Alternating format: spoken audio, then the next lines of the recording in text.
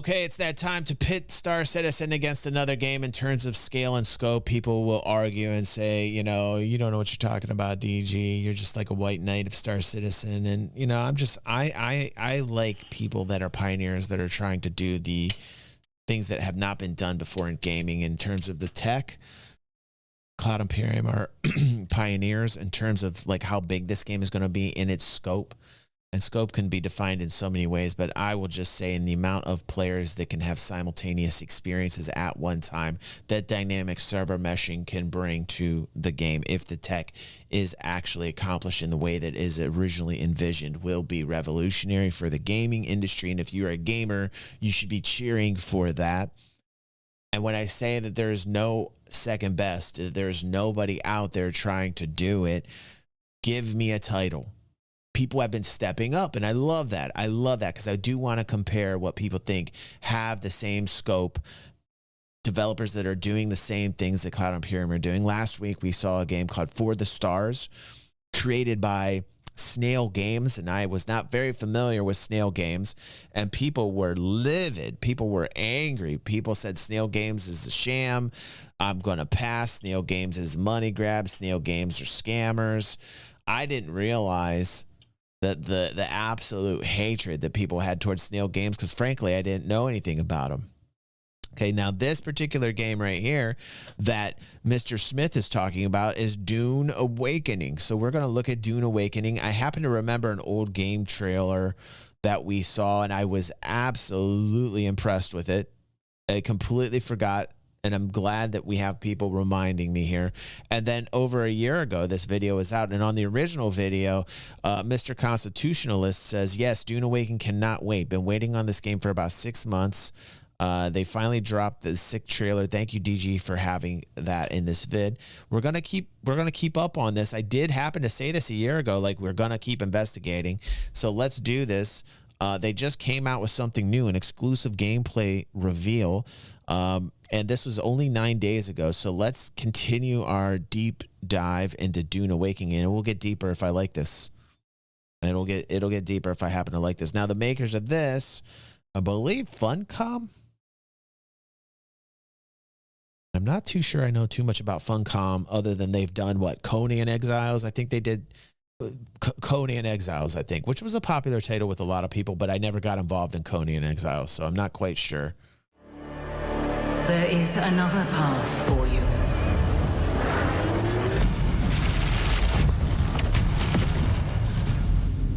Awaken. By the way, from what we've seen, it is an MMO sandbox experience, just so people understand. So in terms of that, yes. I don't know how much area this is going to encompass, though. You begin as a nameless prisoner. Sculpt your appearance, choose your background, and then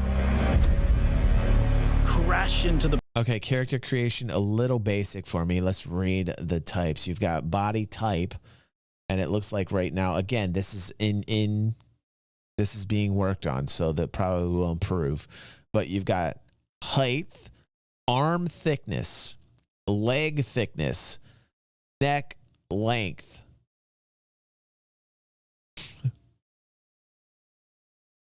Okay. Choose your background, and then crash into the planet. You are abandoned and alone. Hunted by sandworms. Scorched. Functioning sandworms, or is this like a Star Citizen thing? If this is actually functioning sandworms, somebody get Chris on the phone. By the unforgiving sun, ravaged by sunstroke. Stick to the shade, chase the moving shadows, survive. Welcome to Arrakis, Survival, okay, the most dangerous planet in the universe. Meet hundreds of other players in the vast online world. Befriend or betray those you meet. Form a wary alliance, in this case, a spit dart rifle and a still suit, for your help taking down territorial deserters. Working with others will always increase your chance of staying alive. The Deserter Base. Climb to a vantage point and prepare for violence. Your choice of weapons and abilities determines your strategy. Swordmasters lead the charge into battle, literally. Repel ranged attacks with a shield, and then take them out, one by one. Deploy the Hunter-Seeker and kill from the shadows. Take what you can from the Fallen. On Arrakis, nothing of value is wasted. Mine, harvest, and gather with your group to build bases and unlock more advanced equipment, like the... Okay, this is what I like. The base building aspect, the crafting aspect, and as long as you can fight other humans in this game, it's game on for me. The graphics are a little downgraded from what I'm accustomed to with Star Citizen, but they're there enough for me to be interested. Blood Purifier. Refine the blood you collected from your enemies to extract drinkable water. Craft improved equipment using fabricators. Replicate your bases in new locations with the blueprint system. Wonderful. They've adopted the dual universe blueprint system. Okay, you've got me. You've got me. And then sell blueprints of your architectural wonders. Perfect. You can sell them on an open market with other players. Okay. I'm not quite sure if that is the thing, but if you can, you're doing good so far. You're bringing, you're checking all the boxes. To other players. Lead your group to other players. I interrupted and he said to other players. So you could, okay, so far, so very good. However, I'm seeing like a console pad here. Is this not for PC, or is this better be for PC?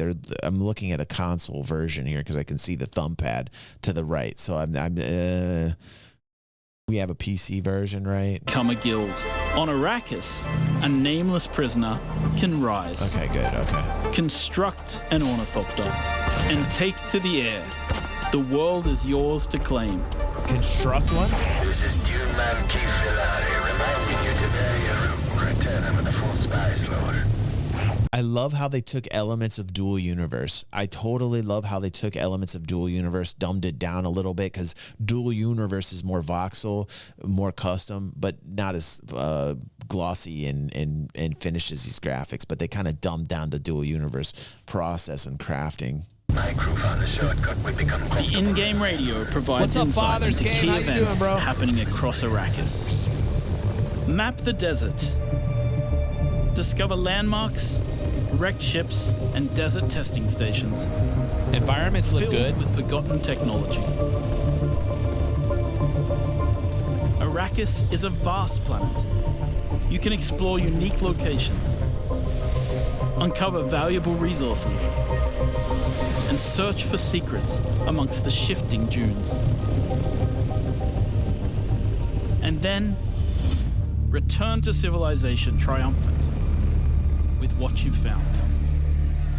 Harko Village throngs with people, spice traders, guild bankers, smugglers, house envoys, and of course, other players. Here, you will pledge allegiance to one of the great houses of Dune, the Harkonnen. But remember, to play politics, you need power. And on Arrakis, spice is power. In the deep desert beyond the shield wall. Wow, that looked pretty cool right there, though, didn't it? Shit. Is power. In the deep desert beyond the shield wall, hundreds of players scour the landscape, hunting for spice. So you've got players searching for spice, probably fighting one another for the spice. So that's pretty cool. Put a scarce resource in an MMO sandbox and then have the player base fight over it. Okay. Okay. Yes, sir! You're not gonna hit me! Yes! That is a very smart way to bring about organic, dynamic situations in an MMO sandbox. Literally, that is an interesting concept. I like that. Spice Blow has the potential to become a heated battle, with multiple guilds vying for the precious melange. Even when it looks like defeat is inevitable, those who understand desert power can awaken Arrakis itself.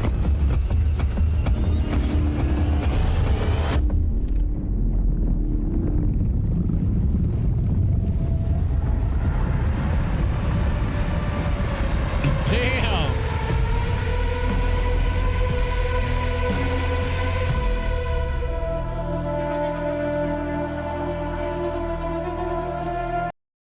Man, coming to PC early 2025, man.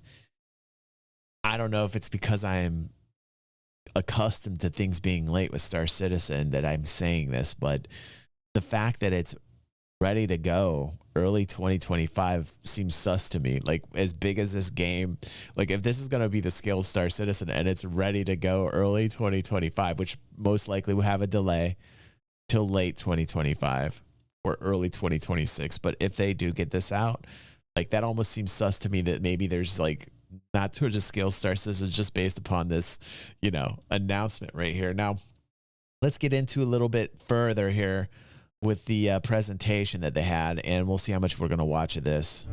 Hi everybody, and welcome to this first glimpse at the gameplay of Dune Awakening.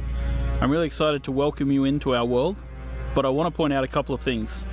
First of all, this is a beta. It's beta footage, so you'll see bugs and you'll see things that need polish still. Good. And secondly, our tutorialization is still a work in progress. I like that they're showing With that said, let's get into it. in beta form. The start of the game, good. Dune Awakening, begins off-world on this large spaceship. Show yourself, child. It is here, in the presence of the Reverend Mother, the character creation begins. Okay. Now, the first thing you'll do way to is start. choose your preset avatar. Some of these are heavily inspired by the Denis Villeneuve movies. Once you've chosen a base visual look, you can then move into the depths of character creation we have and make more choices things that we can about do. how your Okay. character feels, both in terms of age. All right. Well, it looks like there's a lot more to it than what I just initially read, but you've got the body type, the face type, a little bit more face features. Not quite sure what this fourth column is, and then the eyes. Interesting. But also a plethora of physical Plethora. attributes. A plethora? A plethora. Our goal in giving players access to a detailed character creator is to really allow them to create the avatar Tattoos, that lets yeah. them fulfill their Tattoos. fantasy of living out their dreams on Arrakis. Nice call by my chat. Love you guys. Look at you guys.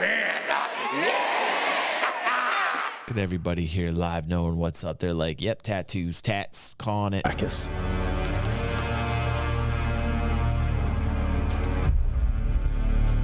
There are a multitude of hairstyles.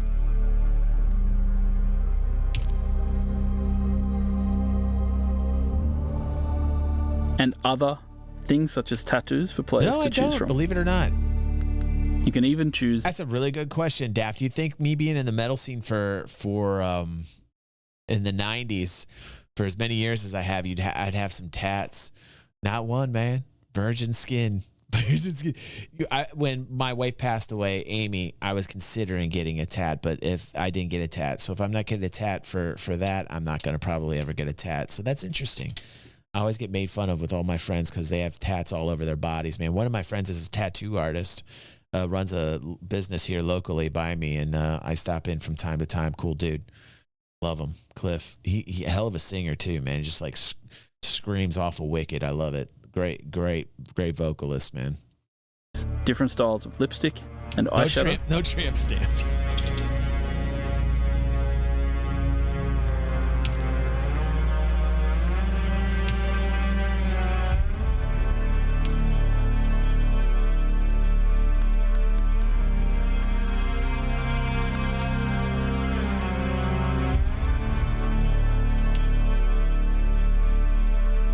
You can choose the muscle tone of your character, from height, arm thickness, leg thickness, neck length.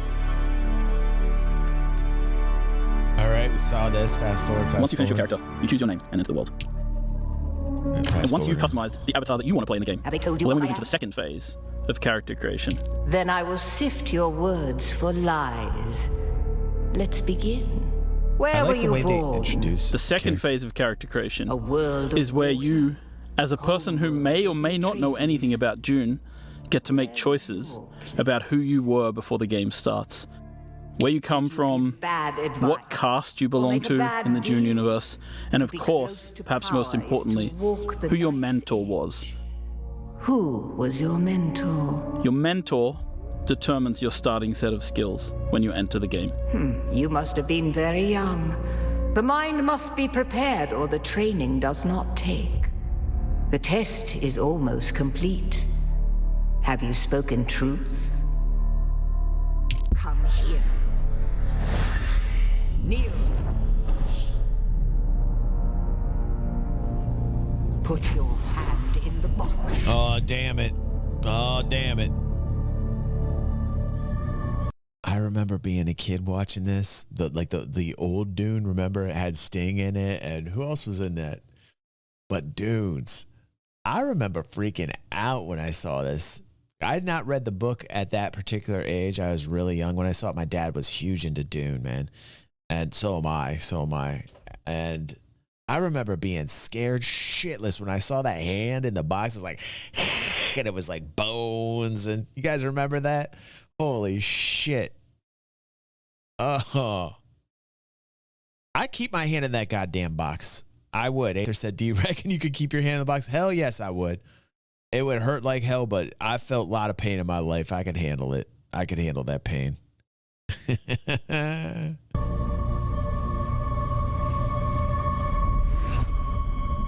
I hold at your neck the Gonjabar, the high-handed enemy.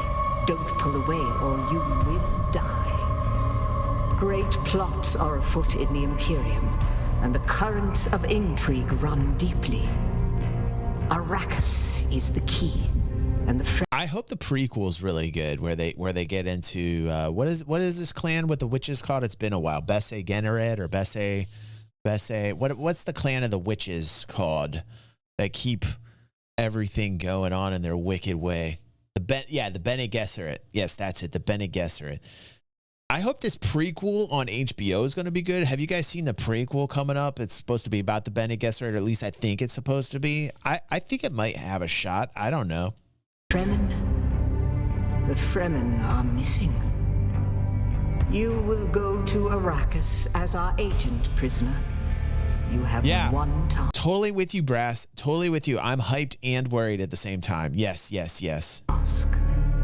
They've done a good job on Dune. They've done a good job on Dune thus far, but like, let's see how everything translates. Hide the Fremen. Wake the sleeper. You will know when it is done.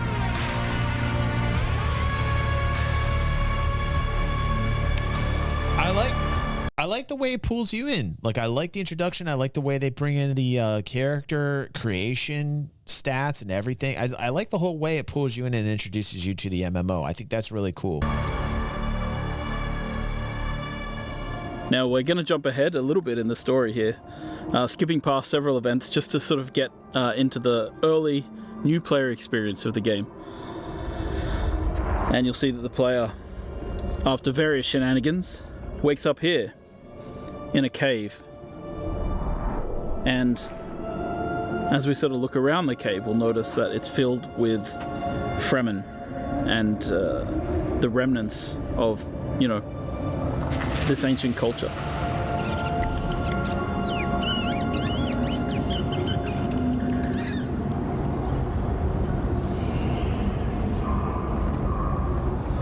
So now as the player takes their first steps in the world, they're really here amongst the dead. And so the first question they should be asking is, what happened here? Who are these people? Yeah. That's pretty interesting. I like Maddie's comment because she's like, I can't get into Dune with the fake Arabic. The fake Arabic throws me every time. And I feel like that's a human thing where it's like the only experience humanity has. They're like, oh, yeah, let's pull, since people from the desert are Arabic, let's make their language sound kind of Arabic. And I agree. Like, I find this in a lot of different. I love Dune. I'm into Dune.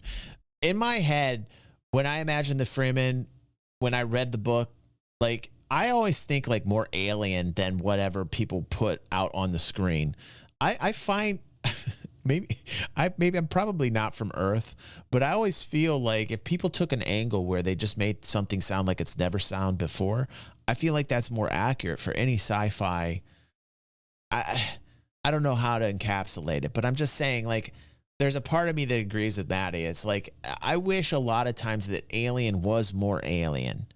Like in any sci-fi movie story that's put on the screen, I just wish they'd go about making everything more alien. I think that would be a winner. That would just be a banger. If somebody could just like create a dialect or a language that just was really kind of like out there. I mean, like you can kind of say like Klingon in a way, where people are like inventing the language and inventing the dialect. Star Citizen does that, which is really cool. I like how they're doing that with like the Banu and all the alien species like that. They do kind of sound, but humans be humans, and we just pick what we know for our experience. So like they're just like putting that Arabic kind of dialect onto it. So like I get it, but it's there's a part of me that understands what Maddie's saying. Father says, DG, the game seems to be split up into 4 major areas with their own biomes. Okay, that's cool. I dig that.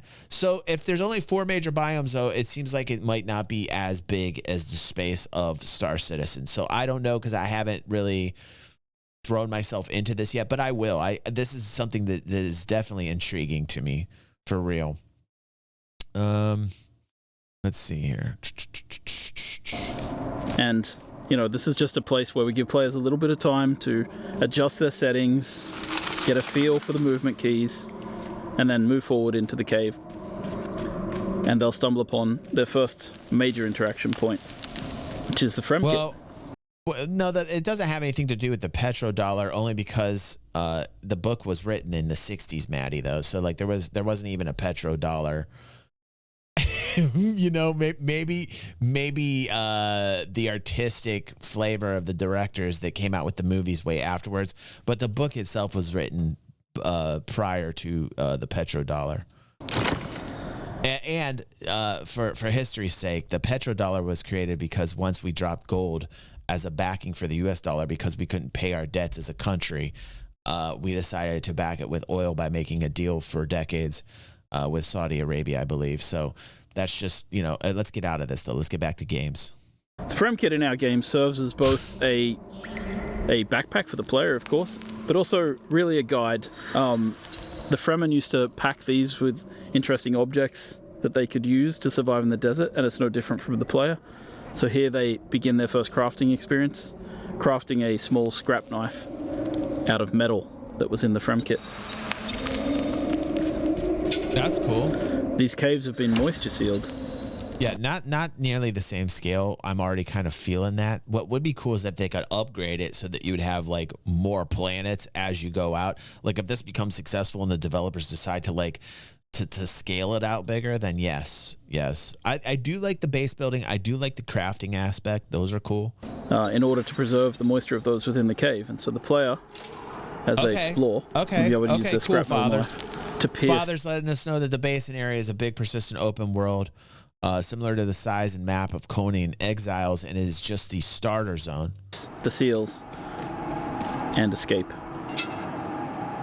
So really, this entire area, built using Unreal Engine 5, is just to sort of get the player and ease them into the path. A lot of survival games have very abrupt, very harsh beginnings, and we tried to, make the experience of joining Dune Awakening just a little easier, just give people a little bit of a feel for the world before we really toss them out into the harshness that is the desert of Arrakis. So here we've crafted a heal kit, and we're going to use that to heal our character. And once we're healed, you'll see that our stamina bar in the bottom left appears. And now that we have stamina, we can climb. The climbing system in Dune Awakening is based in part on the one that we built for Conan Exiles. It's a free-form climbing system.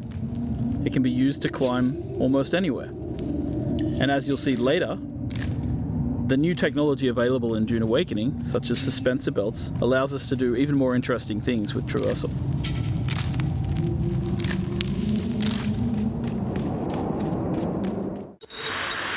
So once we've finished that first little section, we're jumping ahead. We're going straight into the harsh real world of Arrakis. And here are your first steps on Arrakis. I said that earlier. Yep. Your ornithopter has crashed, and you've got to escape from the crash site immediately because the sandworm always comes. So this is your introduction into the sandbox MMO. Like this is the entire introduction that every new player gets. I mean, the new player experience being introduced into a sandbox like this is quite good. And what you have to keep in mind is these are the little ones. So these are the first sandworms you encounter in the game. There's bigger ones later on. I mean, absolutely fascinating. What'd be even cooler is if you could actually see new players come into the zones in different areas like that. That'd be cool. But I think it's instanced out of it. And then like at one point you then enter in the zone and you're instanced with everybody else. But kind of be cool if you can see like little Omnithopters and like people coming in. It'd be a little bit chaotic though. I get it. The other thing that you have to pay attention to as a player is sunstroke and heat. So if you see in the top middle of the UI here, we've got this sunstroke bar building up. The longer you stay in the sunlight, the more chance you have of getting into the sunstroke state. Oh, this is great. I'm fucking into this so far. Survival-based mechanics? Like, I'm totally sold so far. This is great. Father says you can, and if you have friends out of the starter zone, they can come pick. Oh, you can? You can see them? That's awesome. Father's Game says you can see all new players coming in their own experience, and if you have friends out of the starter zone, they can come pick you up and take you to where their base at in-game. Yes, you're not gonna hate me. Yes. Dude, that is great. I love that. Hardcore survival too. I love. Listen, weren't there like hardcore survival aspects in Conan Exiles? I never got into Conan Exiles, but I believe there was like survivor based mechanics in Conan Exiles as well. It's going to be is it playable to some? I think it's open to some people, to some backers right now in its beta form, but for the most part, it's going to be when it comes out early 2025. Some people I think can. It's a closed alpha at the moment. Okay, thank you. Father's Game bringing in the facts. Thanks, bro. And of course, our player here, not the sharpest knife in the drawer, has decided to stay in the sun and try harvesting water from plants. So he has become sunstroked. Sunstroke gives you a debuff. It means that your water goes down much faster than it normally would. That means you'll need to drink more often. So and then you can see it here behind me. You see it to the left side. You're able to see like it looks like hydration and a couple other things, life, health, and hydration, stamina. Stick to the shadows, avoid the sun. It will eventually wear off if you stay in shade long enough. You gotta stay in the shade. So now that we've made our way out of the first part of the desert and we're heading deeper in, we're going to start to harvest in the game world. So harvesting in a lot of these survival games is quite similar. In this case, we're picking up items, but we're about to pull out what's known as the cut array. And what we do with the cut array is we analyze structures to find their weak points, and then we cut along those lines to break open the structures and gain the resources inside. This is like mining. We apply it both to rocks, we apply it to metals in the game world. And at the start of the game as a player, you'll just be scrounging around, picking up, finding structural weak points in rocks that you can harvest, breaking them apart, and taking those pieces with you. Now we've jumped ahead a little bit. Okay, so question: does that stay persistent? Do the rocks respawn? Like I would imagine. There's a lot of questions I have right now with what's going on as far as the resources. Are the resources finite? Are the resources infinite? Like, these are questions I have. See that the player is starting to be affected by the spice in the air. And this means that players need to get somewhere safe in shelter before the spice. And the reason I asked that has directly to do with the economic system. And again, I don't know much about this game, but like, I hope there's a deep economy, and this would be wonderful. I love economy gameplay. I don't know. Sometimes I like it when it's finite, where people have to, depends upon the resource, I guess, Dual Universe had a wonderful finite system until they came up with their magic mining machines that made everything infinite. And then the economy just basically broke down, and there were no values attached to any of the materials that you would mine with, because if they were infinite, then it's like money printing, Yeah, if this is a starter zone, I would imagine probably that these would respawn. Yeah, like Rust, yeah. Overwhelms them. and overwhelms their senses. And this is another... And I don't know how deep the economic gameplay is in here. I would imagine, since you can price your own blueprints to the game, that it's a little bit deeper than most. A large part of the game. Yeah, spice is probably the most valuable thing. And I would hope that you can transact through like a buy and sell order kind of based market, which would be awesome, very similar to EVE Online. Again, these are all my hopes, dreams, and aspirations of titles I used to play in the past that I wish could be applied to future games that I play, you know. We're not going to show too much of it today. But crafting of Star Wars, SWG, economy of EVE Online. You know, like these are things that I need to see in new titles. Spice is a very important part. With the world broken apart by the War of Assassins, there are NPC bases scattered all over Arrakis. Cool. We're switching to a different character now, one who's slightly more advanced, and he's using his binoculars to mark an NPC outpost. We're going to mark that. That's that awesome, marker fathers. will then appear on our compass, and you're able to approach them in any way you like. In this case, our character... This is great. Deep Father's Game is telling us that there's deep blueprints in trading, which is awesome. Also, they have time-based events where you can get blueprints for a rare gun, for example. So you're able to craft like rare weapons. It looks like even vehicles, maybe. And no one will have it until that event comes back up. So these are like rare items that you can get from these. So this is great. So far, so good. Like, I'm just loving everything that I'm hearing so far. Uses a Shiga claw combined with a suspensor belt to get up to high ground and approach the enemy base from above. Kind of one of the interesting things about Dune Awakening is just how you can combine the different abilities. And this is how traversal really plays into the game. Like, you end up being able to attack these bases from any angle that you'd like. Now, our player is going to craft the first gun in the game, known as a Mauler pistol, which translates to, you know, the basic kind of weapon in the game. As you may know, in Dune, bullets are not the preferred type of ammunition. Instead, it's darts, which are fired at a slower rate in order to try and attempt to pierce shields. Now, this early in the game, enemies don't really have shields, so the player is going to sneak into the base from above and use a combination of their early abilities. In this case, dropping out a grenade, then sneaking around the corner, and beginning to get into NPCs head-on. Now, troopers are the basic shock troops of the universe, and their ability trees reflect that. Grenades, Shiga claws for moving around, and of course, they're able to take down people with headshots. You can see how suspensor belts really allow you to change your approach to combat.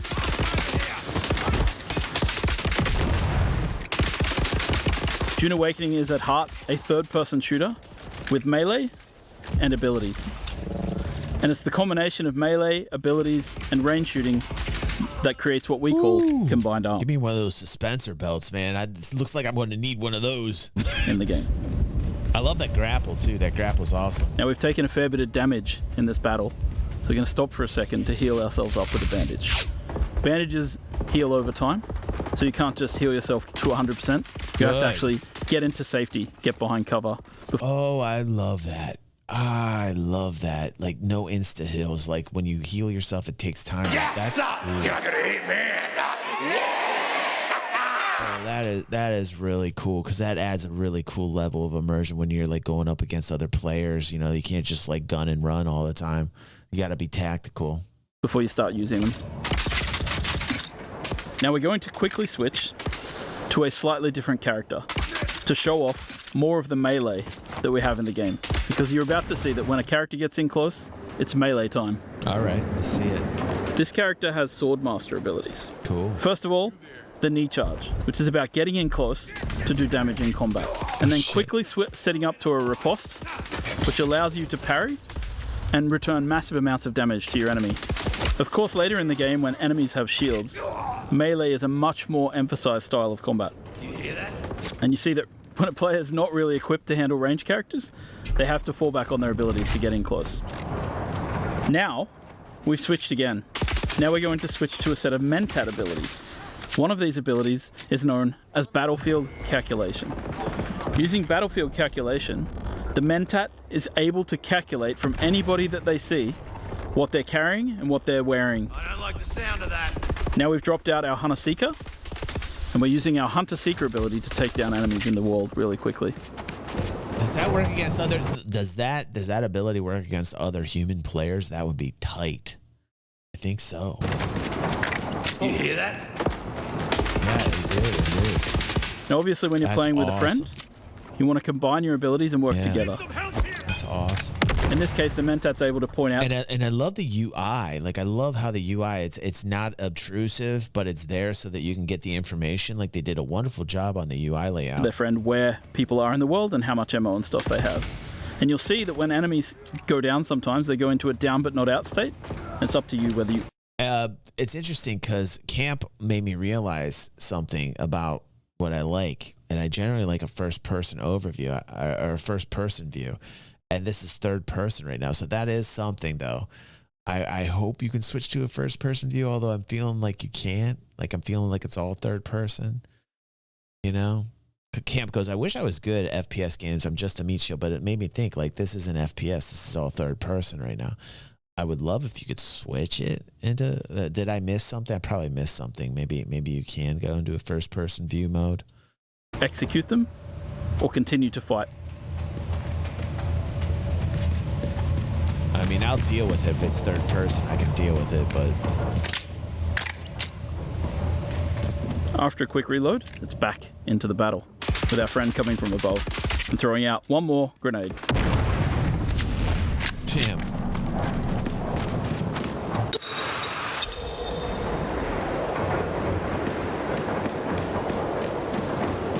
And once you've defeated your enemies in battle, sometimes you just got to take their blood. In order to get water, the player's going to have to craft themselves this blood sack and this blood extractor and use it to harvest blood from their fallen enemies. Now, in our game, it's not always a good thing to just take blood from people. It's potentially bad and can only be used for certain things. Once you've extracted the blood, you can then, of course, drink it. As you'll see here, the player takes a big sip from their blood bag. But when they do that, it causes a debuff because the blood is not exactly pure, and drinking blood for water is not exactly a one-to-one scenario. So you'll see that our health bar got shorter while our water bar went up. And so being a blood drinker is not always looked upon in the right way. Dirty, dirty blood drinker. Of course, once you've played the game for a little while, you'll start wanting to build your own base. And the first part of that is placing down what we call a sub-fief console. A sub-fief console allows you to claim a small part of Arrakis as your own. But it does in turn mean that you'll start to owe taxes to the Emperor. So here we are with our building system. And you can see that we have two types of building here. We have the holograms, which show in the beginning. I call them solido projections internally. And we have the way that you fill in, which is by holding down the mouse button in this case. So the cool thing about this is it allows us to have this cooperative building system. So you'll see that one player places out the solido projections and the other player fills them in with the materials from their inventory. This is just a way that lets people play together and build together in an interesting and exciting way. This is cool. We've seen through our experience with Conan Exiles that some people just love to build in these games. So We've created a system called the Blueprint Building System that allows players to save a copy of their base as one of these giant holographics. Okay, first off, it looks a little bit rudimentary, you know, like it doesn't seem like you get as much customization, and I'm a little bit spoiled because I'm coming from like a dual universe world when it comes to that. But like, I do like the fact that you're able to co-op build with another person, which is super awesome, and essentially save the blueprint, and just instead of having to go through, you know, the same process, you can just boop, you can put it right down, I'm sure, for a price. This is great. This is great. Then they can take them out into the world and place them out wherever they like and then rebuild. It's your home. We have another system in the game which allows you to take these, you know, big architectural designs of your buildings and sell them to other players on the exchange. Once again, this is a way to quickly move your base around the world. If you've got a design, you have to think about other players attacking it, or there are safe places that you can build where people can't touch your home or base. Or are there places where you're able to attack? I'm sure there's different security zones with different benefits, like that would be smart of them to do. Not very aware of that, but that's how I would craft it. You don't have to, throw it out immediately, and it allows you to create these interesting masterpieces. It also, as you can see here, allows you to, if you're not artistically minded and you don't like building big bases, you can buy them from other players. Once you finish crafting a base, you want to fill it with all kinds of machines, fabricators, and refineries. Yeah, this is so And of course, harkening back in a rudimentary format. to the blood extraction we just did, we've got the blood purifier. So what we want to do is take the blood from our blood sac and deposit it into the blood purifier, and over time, it will refine into lovely, fresh water, which can then extract into our liter-johns and carry with us out into the desert.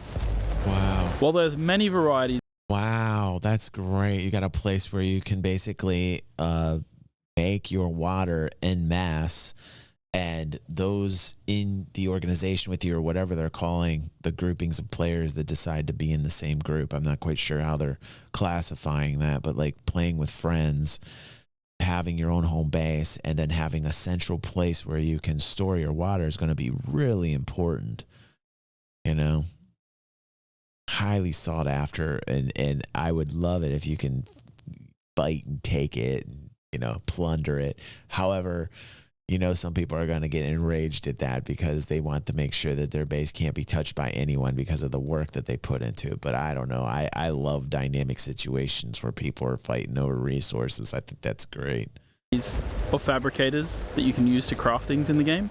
One of the most exciting things is crafting yourself a vehicle. So we're opening the technology menu, and from here we're able to purchase the design for a sandbike. A sandbike is one of the early vehicles available to players in the game, and you can kit it out with different types of modules, including an extra seat, which allows you to bring your friends with you. So in this menu you can see we're fabricating ourselves a sandbike, and all the different parts of the sandbike have to be fabricated individually.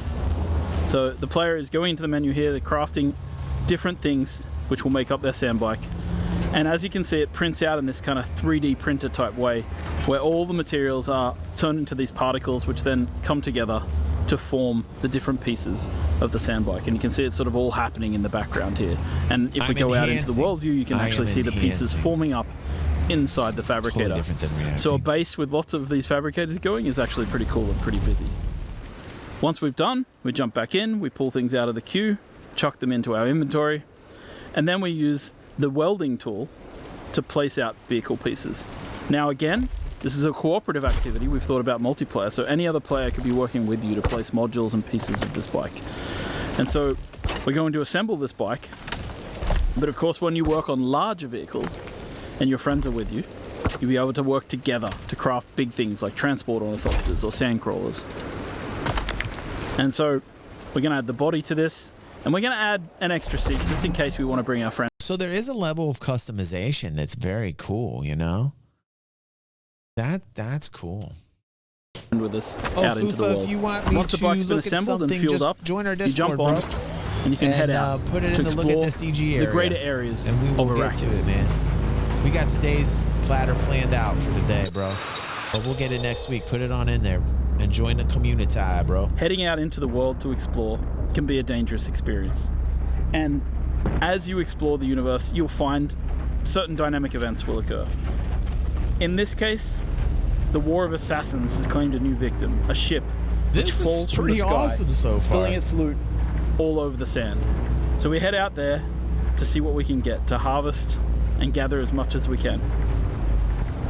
Of course, the problem is this is extremely visible to everybody in the nearby area. Right. So everybody's people will be able to see this. And so in a PvP area, you might suddenly find yourself coming into competition with other players. I like that I just heard that from this dude's mouth. In a PvP area. So there'll be PvP areas and PvE areas, one can assume from the comment he just made. That's great. putting in dynamic events like these for people that like the PvP in the PvP areas is the smartest way to balance a game, where you can bring in both PvP and PvE and not have a bitch fest because you've separated the areas. And that is exactly how you balance an MMO. The best MMO games have always found a way to balance it so that there's a PvP area, a PvE area, and then like a shady mix of PvP and PvE where everything mixes together.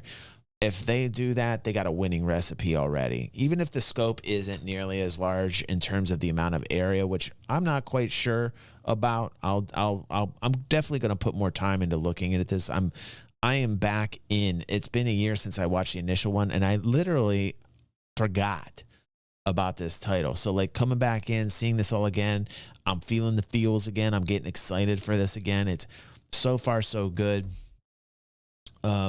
Like the character modeling isn't as cool as I want it to be. Some of the actions that I see from the characters, not necessarily so cool. The fact that I can't be first person, it seems not so cool, but there's a lot of really cool factors that I can overlook the bad parts because of the customization on the crafting and the base building and the dynamic events.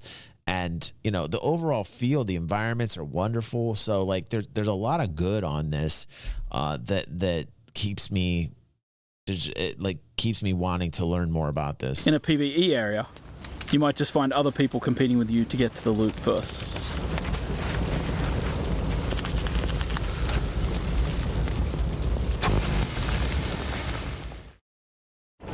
And of course, at night time, there are different kinds of threats. Because while the heat of the day is dangerous, at night, the Sardaukar patrol this area of the desert with huge spotlights, searching for players. Now this player is over here, Darth Wookiee. harvesting dew with a dew reaper, sucking Darth the water Wookiee. off the surface of these plants. And they've been captured and seen by the Sardaukar. Uh-oh. And the Sardaukar send down troops who come floating down out of the sky to attack and destroy the players.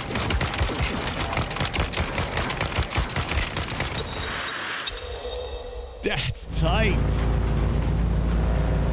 Now, of course, as mentioned, traveling on the surface at any time That's tight. risks drawing a sandworm. But there are certain things which we've created to draw players out of their comfort zones. So in this case, there's a special type of sand here on the surface, known as flower sand. Flower sand, according to the books, is the softest kind of sand, and players can use it to refine it into a variety of different materials that they need for crafting. Okay. So you want to come out into the desert and you want to try and find flower sand, but you have to be wary and pay attention, because as you harvest, you risk drawing the attention of the sandworm. Shit.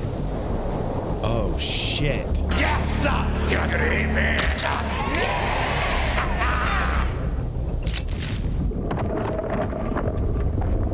We've awoken the beast. The Whoops. sandworm is coming. Whoops. We've spent too much time out here, and it's coming to get us. Now you can see in the middle of the screen the indicator showing us that the sandworm is angry, and it's coming after us. And our only option now is to get back to rocky ground, or the sandworm's shit. going to take us. I don't know how those guys survived that, but somehow they managed to get to the safety of the rock island. Those sandworms move fast. That's no joke. You better watch out.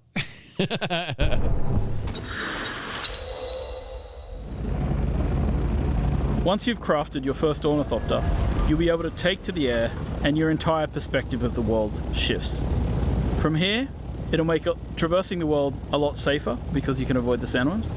It'll also help you to go out into the larger world of Arrakis. Here we are in the overland map, and we're going to make our way south until we find the place known as Harco Village. Harco Village. Are these representative of all the players right now? Like, is that what, or is this just like a graphic? Because that's neat if you can see all the kind of activity. Is the current seat of the Harkonnen, after their city, Carthage, was destroyed in a nuclear explosion during the War of Assassins. Just a graphic. There's more details like that in the lore of the game for players to discover and explore.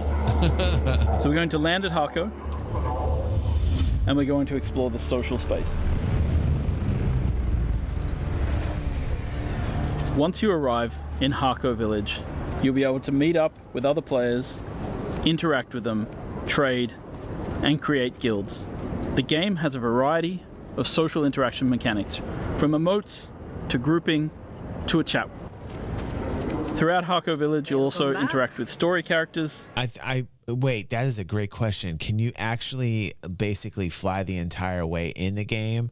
Or is that like a version of fast travel so you can go either or do you have to do that? Okay, so when you go from one biome to the other, that's what happens. There's no way you can fly to it manually.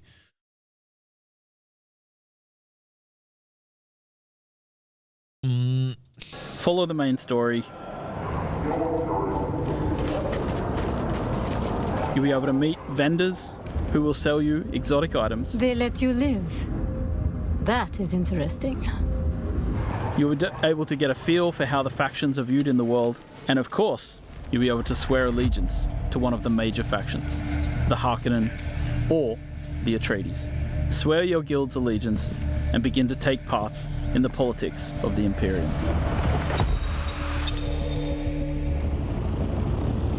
Once you've grouped up with friends, you should go out into the world and... So what Father's saying is you can manually fly there if you have that particular type of fuel that is in this mode. However, that's highly unlikely and not worth it economically speaking. So it almost makes you have to use that fast travel, and then you need another type of fuel to do that. So in essence, thank you, Fathers. Did you like the way I translated that? So in essence, you could if you wanted to, but why would you want to? Because there would be no point unless there was a dynamic event where you had to get there manually. Then that makes sense. So I was just about to say the scale got shrunken down, but not really, because if you wanted to do that, you could do that. However, the use case is not there to do that. Unless dynamic event, right? So that's kind of how I'm translating all that. And find desert Imperial testing stations. These are dungeon-like experiences, which you and your friends can work through together. So here we are landing our various ornithopters outside of one of the... And you have to make sure that you have both types of fuel. So you do have to do some planning, as Brass says. You don't want to run out of fuel, because then if you do, you're stuck wherever you're at, and then you're back into survival mode on whatever piece of land that you end up landing on, so that, and parts as well. So there, I do love the hardcore survival mechanic aspects of the game. Like if you don't prepare, you die. That is the heart, is the essence of Dune. Arrakis is a planet that you cannot afford to make a mistake on. And I want to make sure that there's repercussions for those that do not plan. That is the essence of Arrakis, man. You got to have it. It's got to be testing rough. Stations. And we're going to head in as a group. Now, it's really important to prepare different skills and abilities. These areas tend to be more of a challenge. And it's great to work together to complement each other. So this is the skill tree. Here you can equip different types of abilities and techniques. We have 3 slots for abilities and 3 slots for techniques. And there are multiple different trees depending on the type of trainers that you've interacted with in the world. So our character here is going to equip a series of abilities that complements the rest of their group. In this case, Swordmaster techniques. All right, so we're heading in, and of course you can use dispenser belts to traverse, as you'd expect. And we're going to explore this Imperial testing lab. You've entered Desert Botanical Testing Station number 163. All right, Fathers. I'm Thanks Dr. for all the info, Wayne bro. Omeka, senior plant geneticist here at the station. Testing stations have storylines, as well as enemies to fight and loot to be found. So you really want to go in here and enjoy the experience. Playing through with friends, working together, using different weapons and trying out different techniques. Bless you, Brass. Gifting Fathers. Bless you, Brass. Thank you for that love and support, bro. Appreciate you, man. That's going to my nieces whose graduations it is this weekend up in Detroit. So everything that we're making here is going to go to them. Now this player has placed out a portable cover. This is a different ability to what we've seen before. And you see that the enemies here have shields. using the flamethrower, it's easy to get through a shield because you can burn the air around them.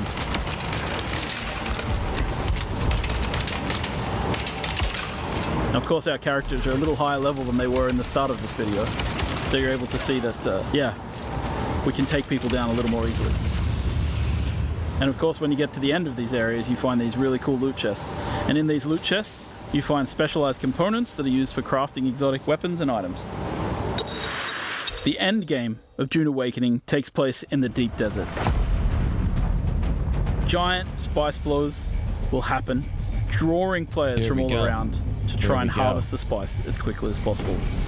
You want to get there first. Here we go. And you want to try and take as much spice as you can before an enemy guild shows up to try and take it away from you. Here we go. Now, of course, if you're clever and you start to lose the battle, you might place out a thumper. And that limits the time in which people are able to take spice, because then the big worm is going to show up. Ah, damn. Oh, damn.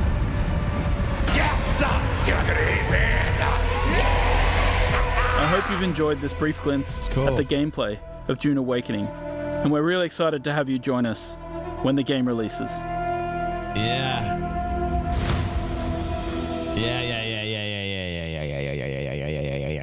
I'm telling you what, this has got everything I need in terms of the dynamic PvP against other people coming in, trying to get a limited resource like the spice. That's going to drive people clashing, and I can imagine the battles are going to be epic. I'm not quite sure how many people can log into the servers at the same time. I don't know what the load is. I don't know how many people can actually have these battles with one another. The more, the merrier. We could talk about what Star Citizen's trying to do in terms of dynamic server meshing. I'm not quite sure that Funcom is doing the same thing with Dune Awakening, so there's probably going to be some limitations on the amount of people on the server, but I will definitely look more into this, and we will talk more about Dune Awakening next week. This is something that I don't think is quite the scale, but it is definitely interesting in terms of the crafting looks fantastic, a little bit downgraded from Dual Universe, but is there. Love the blueprint idea, the survival based mechanics. I'm a big survival based mechanics dude. I love games with survival based mechanics, and also I dig the fact that there are areas that are separated, so you have PvEers that are happy in PvE areas, PvPers that are happy in PvP areas. And this whole idea of the spice and people going out for this limited resource to really hit it big it makes sense. And if you imagine have the ability to have unlimited bases and grow your personal own organization faction of players, you're going to have a great squad system or team group system so that you know who your players are versus other players. I'm not quite sure how friendly fire works. These are all the things I'm not quite sure on that we'll get more answers to next week. But so far, so good. This game definitely has my interest.